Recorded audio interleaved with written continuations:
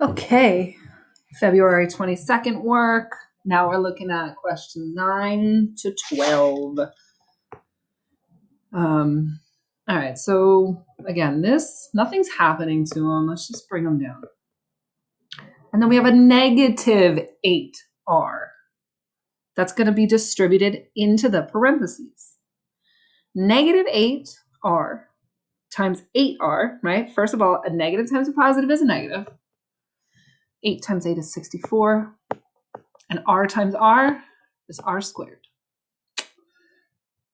Negative 8 times negative 1. Negative times a negative is a positive. And 8r times 1 is just 8r. Now, you'll look, what can we combine here? R's do not get combined with r squares. So let's start listing our stuff in descending order, they call it. That just means like start with the highest exponent you have, list that one first, and go down from there. That's sort of like math proper. So I'm going to list this one first, remembering that negative stays with it. Okay, so negative 64r to the second power. And then I have negative 7r plus 8r. So again, just think about it. If negative 7, it's like you owe $7, but you owe me $7. You come to class with 8 in your pocket and I tell you to pay me. You're going to have $1 left.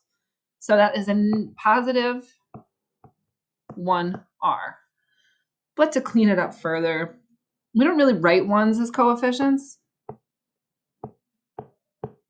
I mean, it's not wrong. We just don't do that. And there you have that. Okay, so this guy, nothing's going on. Just comes on down. Oops, I made an R when it should be an X.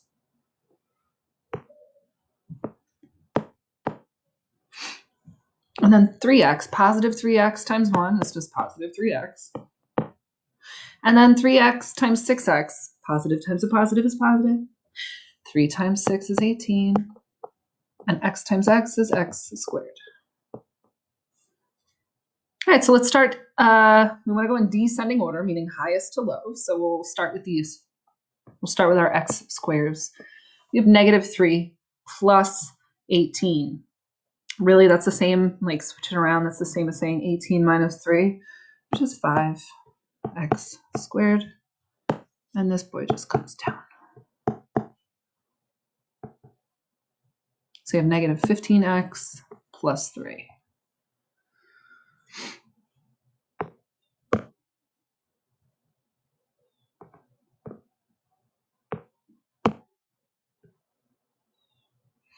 All right, distributing the 9 in. We have 9 times 6, which is 50.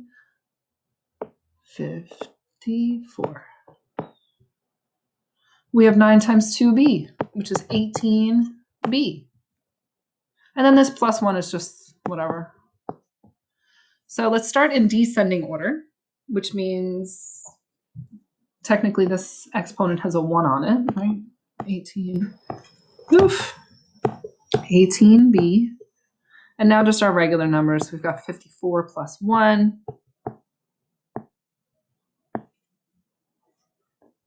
There you go. There you go.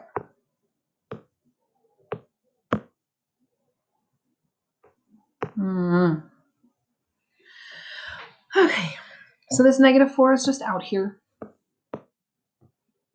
Negative 10 times x is negative 10x. Negative 10 times 8 is negative 80. And I feel a little silly, like I did something wrong. I'm all good.